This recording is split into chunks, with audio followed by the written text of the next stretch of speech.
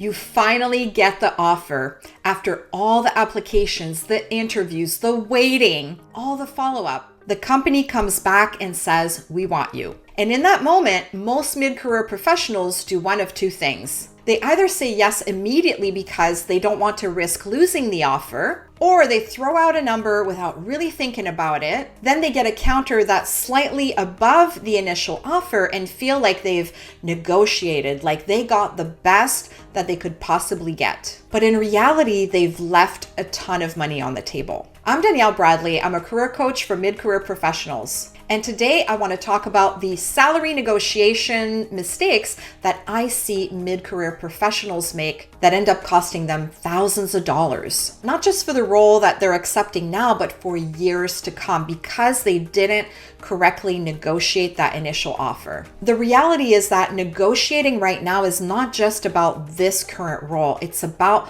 your earning trajectory for the next several years. One would think that by the time we have 15 or 20 years of experience that negotiating for ourselves would come easily, but that's not what I'm seeing out there. Sometimes the more senior you are, the more you feel like you should know how to do this by now. And because of this, I see a lot of experienced professionals not admit that they're uncomfortable with this, or that they don't know what the right approach should be. There's also a separate fear that comes into play sometimes when you're later in your career. And it's that maybe you're thinking the market is really competitive right now, or maybe you've been in transition for a while, or you might be worried about your age, your salary expectations, and whether you can find something really good again. And all of that fear can make you feel like you should just accept the initial offer and leave it at that. So you take it, and then you find out 6 months down the road that a colleague who's way less experienced than you is making more. Or you realize that you could have gotten an extra $20,000 if you had negotiated. That can be a painful place to be. So the biggest mistake is accepting the first offer. Most people will do that. Actually, 60% of people on average will accept the first offer. But the reality is that it's usually not the best number that the company can do. Companies almost always build room in their initial number because they expect that some candidates will negotiate. About 40% of people do. So when you accept that first offer without negotiating, you're leaving the money on the table that was potentially allocated for you. Of course, the company's not going to let you know that. They will accept that you accepted and move on from there. And the fear that if you try and negotiate, that it can result in them rescinding the offer is very rare, especially when you do it correctly and at the right time. When a company has gone through an entire hiring process and they've decided that you are the candidate that they want, they're not likely to rescind an offer just because you're negotiating. But they're likely to come back with a counter. Or they might say, this is the best that we can do. But the offer is not likely to disappear just because you negotiated. The only time that can be an issue is if you do it poorly, and I'm here to help you do it correctly. Mistake number 2 is negotiating without really fully understanding your market value. You need to do your research. You can't effectively negotiate it unless you understand what the market bears for the type of role that you do and for where you're located, as well as the industry that you're in. So before you negotiate anything, you need to do that research. You need to understand what that looks like. There are amazing tools to help you do that. There's LinkedIn Salary, Glassdoor, Levels.fyi for tech roles, and Robert Half. They also publish an annual salary review that's really helpful. So then you can go back into the conversation with real data, not with a number that you just pulled out of thin air. And knowing your market value does something else. It changes how you feel going into the conversation. When you know that you're asking for something that's reasonable and competitive for the market, you feel more confident. Mistake number 3 is only negotiating salary. Most people think of salary negotiation as just the base pay, but there's a lot more that you can negotiate, including bonus structures and targets, paid time off, equity or stock options if the company offers them, remote or hybrid flexibility. Yes, that's negotiable when you get to that stage. Signing bonuses, professional development budgets, and even the timeline for your first performance review.